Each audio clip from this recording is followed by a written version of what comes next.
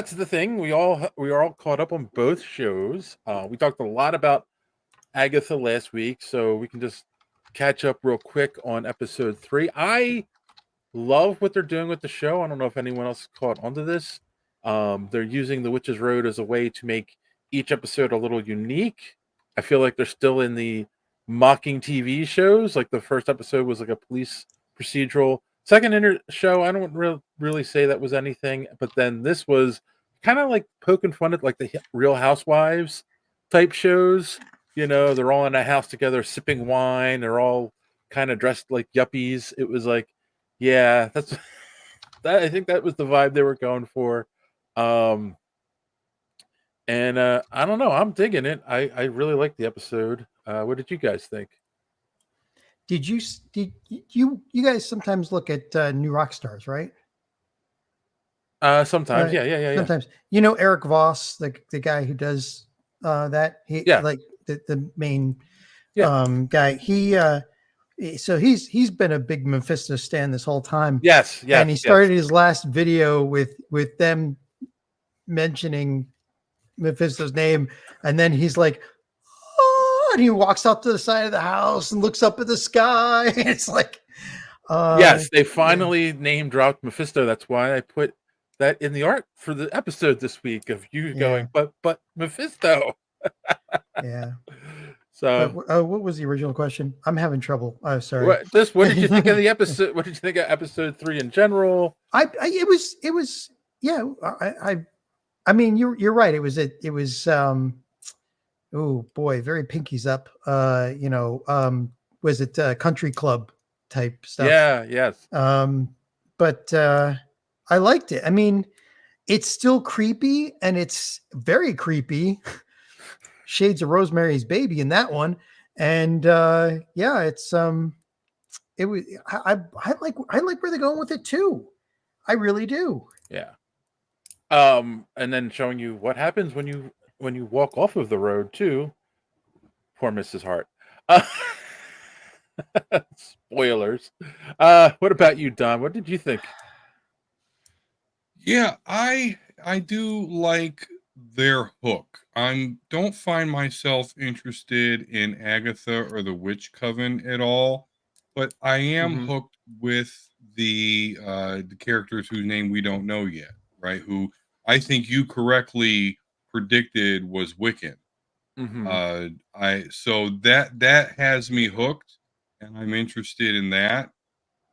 Outside of that, it's okay. I mean, there's a lot to like about it, but there's a lot not to like about it for me. Like Agatha's like, stay on the road. And what do? They all immediately go off the road into this house. So, but I'm not led to the house, but I understand, but that was their rule. Don't leave the road. But I'm not going to use character choices against the show because characters are people and they're not perfect. Just something that I kind of noted. What I do like the way they are developing Agatha a little bit. Yeah. Because everyone gets in the house, they solve that riddle. Oh, it's wine, and like the least skilled witch, the one that we just said, Miss Hart or Sharon, I think her name was. She wasn't even a witch. She wasn't even a witch. So she immediately goes for the wine. Everybody else does. And I could just see Agatha saying, okay, whatever the idiots are going to do, I'm not going to do. Yes. And that's why she didn't, drink the wine until they kind of made her. And she only got a little bit. So that's very cool. There's definitely if it wasn't... Okay. If it wasn't for a possible Wiccan, though, I would not be half as interested in this show. I do admit. Well, two things. Yeah, they're definitely setting up Agatha as she's in it for herself. She only has these other witches with her because she needs them to go on the road. But I do think there's going to be a twist at the end where she at least saves one of them, if not all of them. But then there's no escaping a character arc. Exactly. There's no escape. But I guess you guys didn't see the news. There was a leak of the pop vinyl toys for the show for 3 of Uh-oh. the characters: Agatha, Aubrey Plaza's character, And Mephisto. supposedly, and who John Locke is playing. And yes, John Locke is Wiccan, and the toy, they're saying that it's Aubrey Plaza's character. You really can't tell, but it's Death. So, but everyone's saying that's Aubrey Plaza is Death. So, um, we'll see. I think she's Blackheart, but I still, because why would you drop that? yeah, In a exactly. universe where Blackheart exists. And same thing goes And with, if it's not Wiccan, I will be angry because why are you setting up a Wiccan like character, but it not be Wiccan? and they name drop Mephisto too. It's like you name drop Mephisto Yeah. and Blackheart in the series so far. Like, Yeah. and it is Agatha. Like, you can't deny all of this stuff. So, um, yeah. I mean, I'm digging it. I'm hoping we get something different every week, like this as well. Uh, Agatha is missing just a little something. Can't tell what it can be. Great. Ooh, I know a Bruce Campbell cameo. Give it some spice. A Bruce Campbell cameo From Thrawn. can give spice to any movie, This is true. This is very true. except Borderlands. That was a hopeless mess. So, So I hear you, Don. Like, you're because this is a side of Marvel not a lot of people care about, right? The Agatha. I mean, she's a supporting character at best in the comics. She is a foil for Wanda, and Wanda isn't in the show, and it's just like, it's this whole. This is why we're going to talk about the other show too, making a character who's essentially a villain into the main character of a show. It gets a little difficult to watch at times. But again, this show is fun, and I think they're trying to Loki her. I think, where in the MCU she's going to end up being somewhat of a good guy by the end. You can't beat if it were anybody else, I'd say there's no way they could do that. But it's Catherine Hahn, and she's got the chops for it. Yeah. I mean, this. I think if she wasn't playing Agatha, this would all be a waste. But I'm actually digging it. I kind of like it. It's just enough creepy. Yeah, Thrawn kills. It's missing a little something from our chat, but I don't know if it's missing. Like we're all in episode 3, and we already know that there's going to be. First off, she's getting a character arc. Second off, we now know that she traded her son for the Darkhold. Yeah.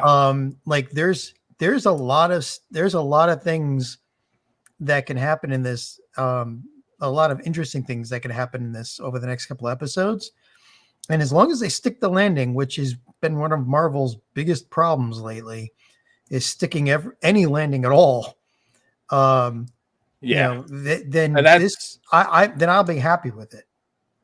And I'm with Don.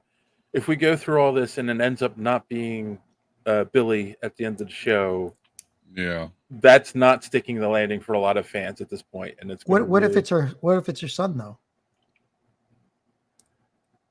Scratch. That's still not. I'm trying to say it's not going to make sense. I don't know if that's the correct word, but it's just, why do that? I just don't understand why. Yeah. Set that up when you have all the other new Avengers out there, basically.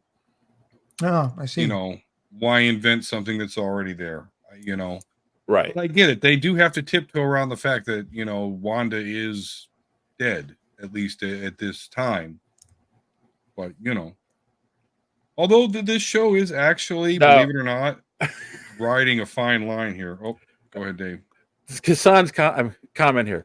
John, when we're told the story that info dump was for the audience, they told us the boy was Billy and Agatha's son. And here's the thing. I've said this before. These shows and movies a lot of times are made for people who've never read the comics, who want to be surprised by twists, right? having read the comics, we know that's Billy. Like, it's got to be Billy. It doesn't make sense to try to turn around and make it Scratch. It doesn't make sense to make him Blackheart or anyone else. Like, it's Billy. But like a great example also is the Winter Soldier. Do you know how many people were surprised when he took the mask off and it was Bucky, you know, in the theaters? And it's like, wait, are you serious? You never read a comic? You don't know Bucky is the Winter Soldier? Like, every Marvel fan, comic fan, saw that coming 100 miles away, and it's like, okay, he took his mask off. But when it was revealed in the movie, there were people who never read the comics and were like shocked by it. But it played well. Everybody liked it. You know, Right. like audiences like to be surprised once in a while. True. And after that era where they had that reveal, they started spoiling everything. Yes. Like you know, Spider-Man, for instance. So yeah, it's I don't know. I mean, if it's Wiccan though, how did he get to this reality? Well, that's to me the journey that's going to be interesting. How they're going to, in the MCU, how are they going to explain these versions of Billy and what's the other one's name? Speed. What's his Speed's name? I can't think. How they're going to explain how they got to our reality, because they're going to have to. I'm going to say it's something to do with Mephisto. Someone made a deal, and with Mephisto, and that's why they name dropped him. So, wait 1 second. Tommy. Speed was Tommy. Thank you. Yeah. Sorry, I had to cough. What's Kassan say? Dave, yes, but a competent writer wouldn't have been so ham-fisted with the information. I felt bludgeoned by the information. No, right. But I also feel like Hassan, they're throwing in, they're ham-fisting that stuff as a red herring. So you're sitting there going, oh, it's Agatha's son, you know, and then when we get to the end and find out it's not, like that. That was the big shock. Yeah. But Hassan is right. Like the writers of today for TV and movies are really damn ham-fisted about all of it. Like, you know, it's if you look at Everything Wrong With and Honest Trailers and everything, one of their biggest gripes about almost every movie is, oh wait, we have to stop everything for the info dump, you know. And the funny, I think they borrow that from anime though, and manga, which is supremely popular. But with anime, you also have the backstory, like, you know, you always get like the flashbacks and stuff, which help fill things out. That it's not exactly an info dump because you're watching more of the story that happened before everything. You know, sometimes you do get. I've seen them bust out charts before, you know. Like oh yeah. But I have seen two rumors this week about Elizabeth Olsen returning to the MCU. So we'll see. One was in this show, and one was possibly in Doomsday. So I do, and I want her in a more comic accurate, you know, Scarlet Witch setup like she did in that Halloween episode. It was that was nice. So, all right. Well, obviously, we're all going to continue watching it and talking about it every week. Thanks for watching this clip from the Superhero Speak podcast. And don't forget to watch us live every Sunday night right here on this channel. While you're here, hit the subscribe button and click the bell for notifications so you won't miss out on any of our great upcoming content. Speaking of content, don't forget to check out our website, superheroespeak.com, where you can find the podcast, links to our social media, merch, comic reviews, and so much more. That's superheroespeak.com. Thanks for watching, and don't let your cape be caught in the door. See you next time.